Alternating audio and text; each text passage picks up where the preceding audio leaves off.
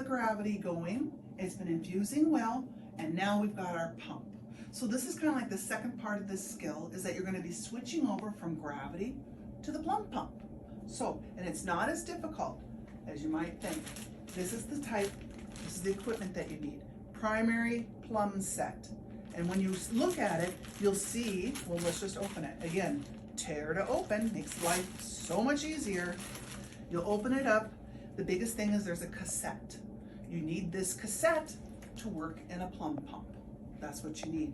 The one thing I want you to look at when you're looking at this cassette, look at it, put the blue down and have this little thing that's poking out, have it looking at you, and use your imagination now.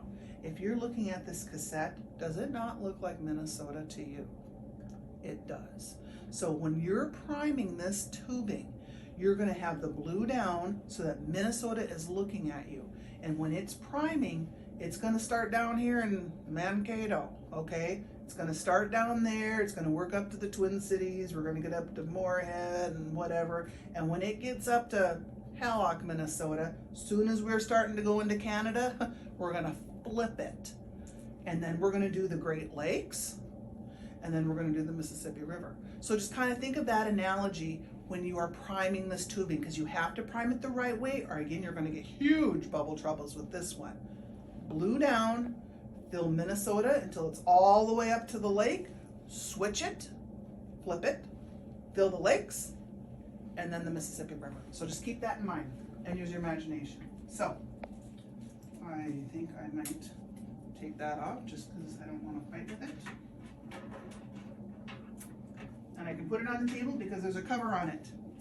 Still have my gloves on because I'm working with my patient with an IV, and it's always good practice to do that. The first thing I want to do when I'm switching this from gravity to the Plum pump is I need to put the roller clamp all the way down to kind of clamp it off, okay? The next thing I'm going to do is take the tape off, and I might reuse that, and I'm going to disconnect it from my patient. Keep that end sterile. You don't want to be touching on that because it's still hooked up to your bag, and you're going to be using your bag just with new tubing. So hang on to this. Now this is maybe a better way to do it. There's different ways you can do it. This is just one way. Now remember, you spiked this, so there's a hole in this bag from where you spiked it, so just be careful when you're taking this out. Okay, I'm not squeezing the bag, or Mark here is going to get a little upset. Okay, I don't need this anymore, so I'm just going to lay it over here. And now I'm going to get the tubing that I do need. I'm just going to put it right there beside him. And like I say, you just got to be careful. There's my spike. I've kept everything sterile. Don't be touching that. Don't be touching this. You need to spike the bag 90, no, not even 90. It's 180. I don't even know my degrees. Straight down. 90 degrees. All right.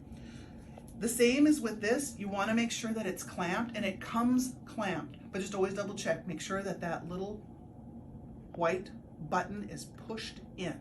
That means it's clamped. So it is. I'm going to turn my machine on so it can start. Yeah, there it is. Come on. So it can start thinking. All right. Got my cover on there. All right, and of course it always stays up, but that's just the way it goes. I got my blue down, and remember we have it clamped. First thing again, just give it a couple squeezes so that you get it halfway full.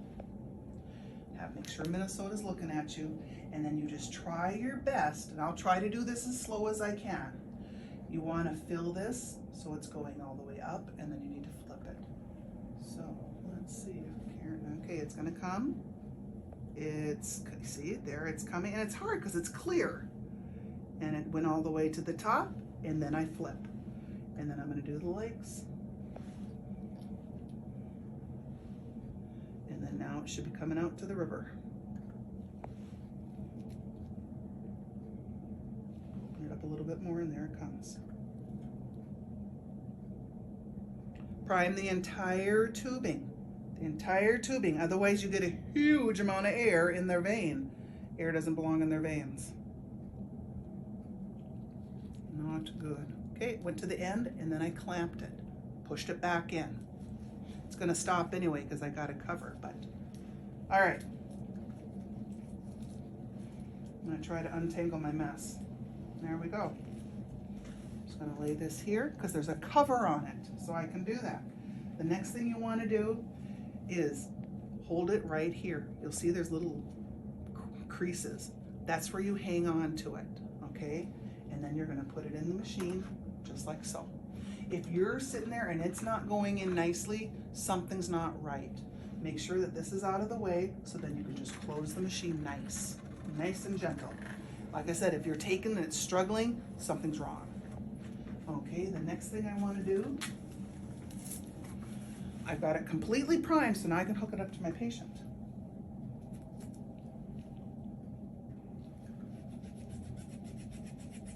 "15 seconds.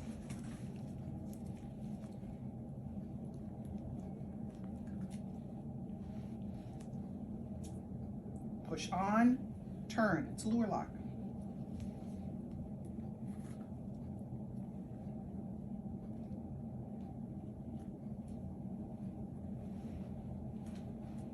Put my piece of tape back on. Okay, no kinks in there. It's hooked up well. All right, now we had done our math problem before, so we're gonna stay with the same rate. Nothing has changed. The same type of fluid is being hung. Everything is the same. The rate is the same. We just got a pump now. When we're doing gravity, it's drops per minute. When we're doing a Plum pump, it's milliliters per hour. You can't put drops in here. You can't put that rate in there. So what you want to do first, let's see, I am done touching my patient so I can take my gloves off now. We want line A. We have A and B. We'll work with B later. A is your primary line. The first thing it asks you here is the rate. We figured out the rate first. Remember that step 1?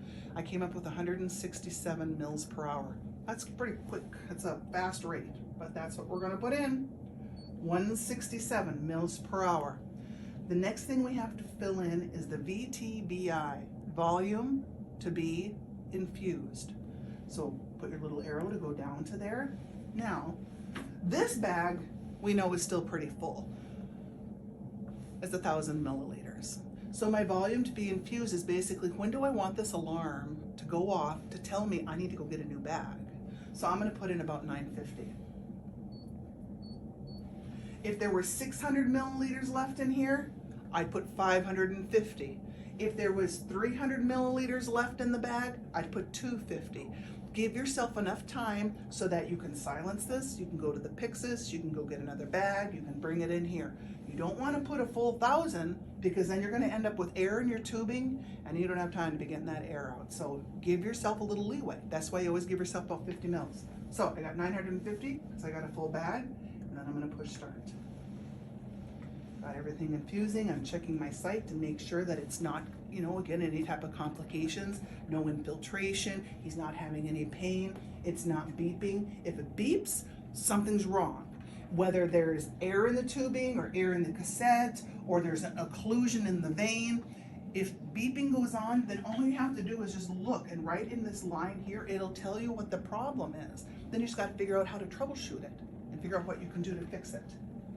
So I've got that going, and of course we'll learn later in this class when they're having a big rate like that, there's certain things you want to be watching for so that they don't run into complications getting a lot of fluids like that. But for this skill, we've switched it now from gravity to Plum pump, and we've got it infusing, and that completes the skill.